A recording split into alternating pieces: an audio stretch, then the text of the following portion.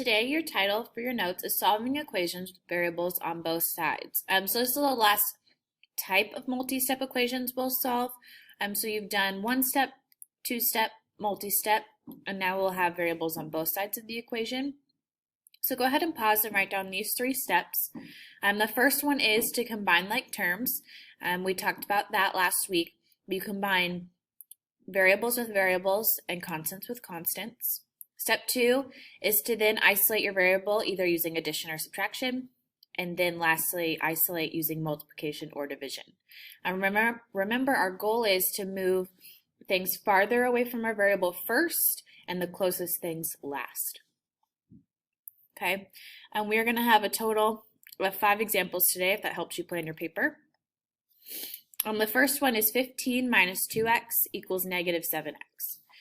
So again, I do expect you to write these examples down when your notes are complete. I do expect to see the 3 steps from the beginning and these 5 examples.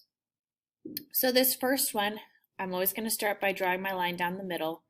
I need to try to combine my like terms, which means I need to try to combine my x's. Since they're on different sides, I'm going to move the minus 2x over to the right side. You could choose to move the 7x, but I always like to move the smaller one whenever possible. But you can move either. But I'm going to decide to move the minus 2x.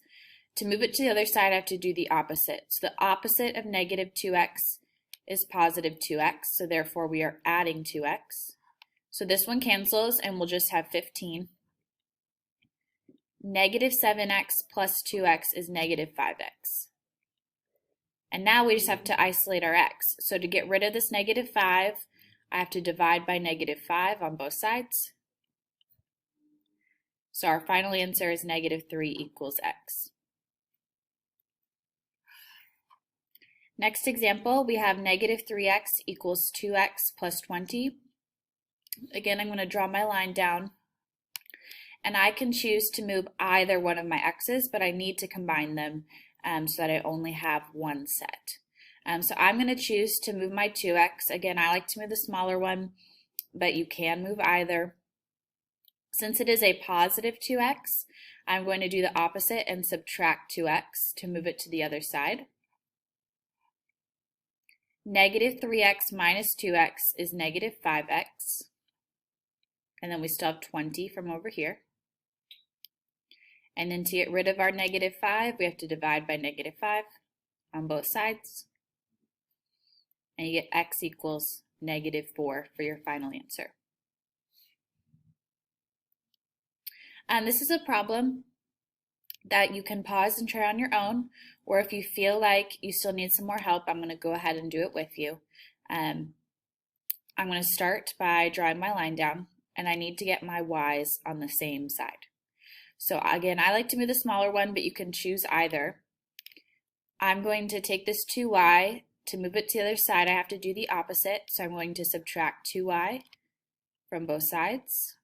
So this one is gone, and we still have 6. 4y minus 2y is 2y. And now we have a 2-step equation. So the first thing I'm going to do is add 2 to both sides. So I get 8 equals 2y. And I'm going to divide by 2 on both sides for our final answer of 4 equals y.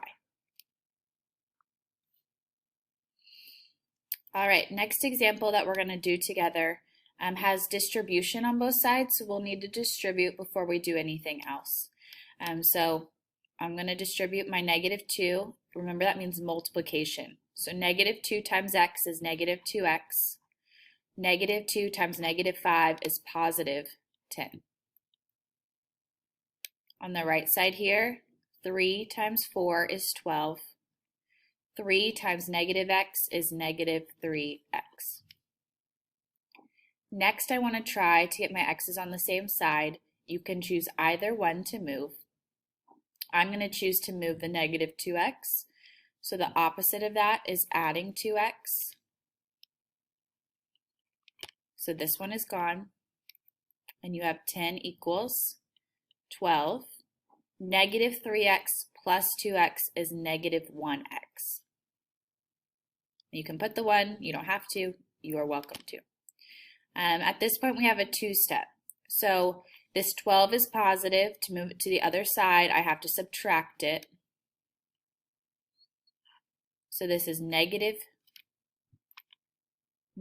2 equals negative 1x.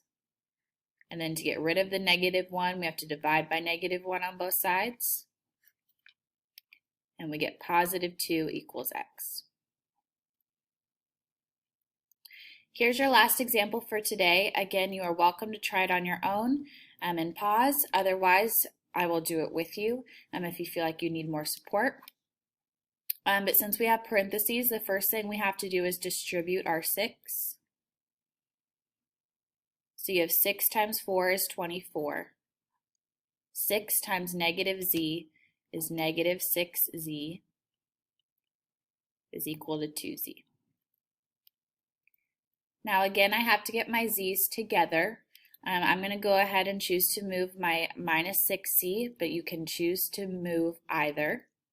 The opposite of negative 6z is positive 6z, so we're adding 6z to both sides. So we get 24 equals 8z. And then to get rid of our 8, we're going to divide by 8 on both sides. And we get 3 equals z for our final answer.